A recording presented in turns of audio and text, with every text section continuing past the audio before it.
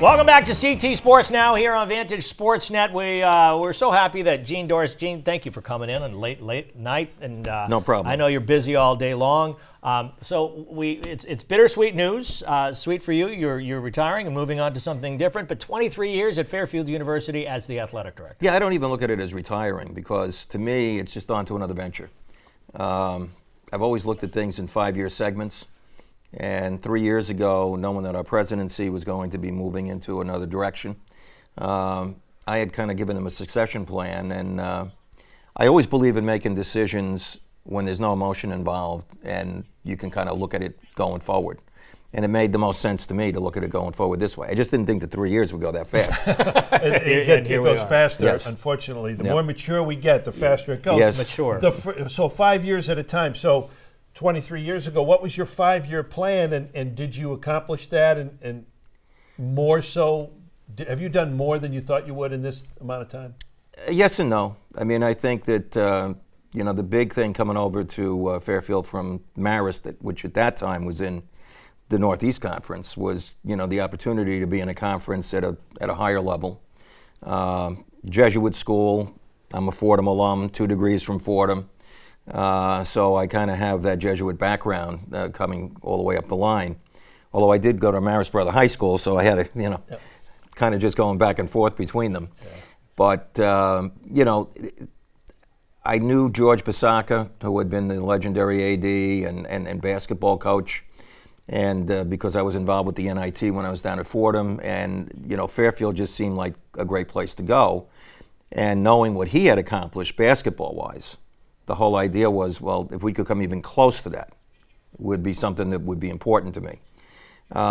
We've gotten to the championship game a number of times. That's been gratifying.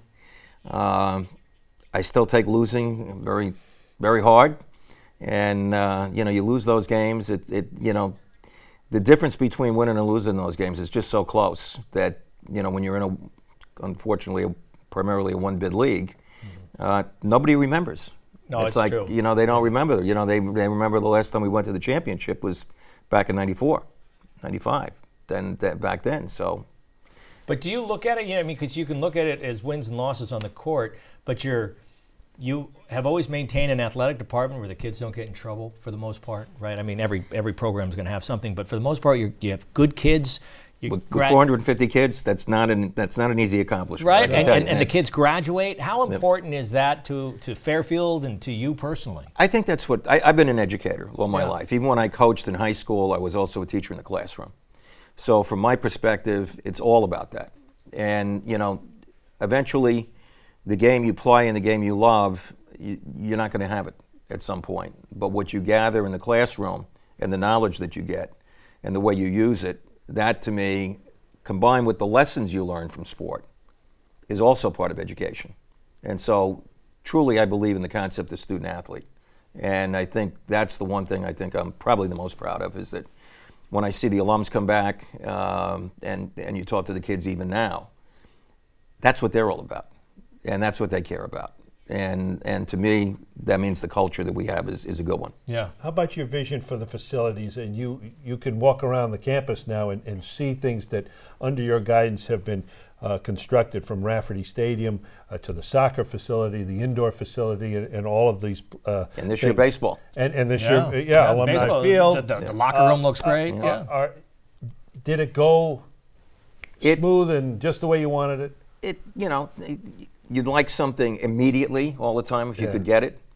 Certainly, when I walk around now and just take a look and remembering what it was back when. I mean, we didn't have locker rooms when I first got there. I mean, it was like one main locker room for everybody, and then the basketballs had locker rooms over in Alumni Hall, offices. I mean, everybody shared like one big suite outside of the basketball coaches. Press boxes kind of were in existence on the fields. I mean, I still remember that Loyola Hall, which is across from where the soccer field is now, Lessing Field, they actually used to go up into a dorm room, and that was the press box. and so, not exactly what you look at now when you take a look at the fields we have and the amenities that go along with them. Well, you always got it. You always understood the need of positive media coverage of your teams. I know I worked closely with Fairfield for several years and got to know many of your student athletes. They were all good kids. It was all so easy to work with them. It was a pleasure working with that athletic department. And that's a credit to all of the coaches that we have. It's a credit to all the staff we have. I mean, they get it too. I mean, and that just permeates through. They understand the importance of that to the kids and to the university. I mean, if we're not creating that positive image out there and telling our story, I think, you have to take a hard look then and say, are we really doing our jobs? But I've never had a problem with that, and I never had a problem with any coaches or anything along that line in terms of having them understand that as well. Yeah, you've had coaches that have stayed. There's been a lot of longevity and success. Certainly, I think it's 45 conference championships under your watch. As you look forward now to the future, what does that entail? What does it hold? Well, for me personally, I'm kind of doing an exploration right now. I've had some, former athletes that I've had that have gone into the professional sports level. I've taken some time to have lunch with a few of them. I'm not ruling out going back to another college that's got a challenge to it.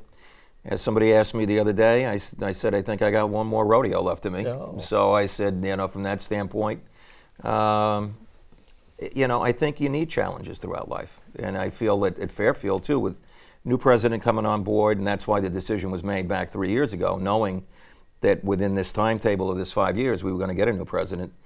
Just enjoy the idea of kind of crossing over a little bit with that person.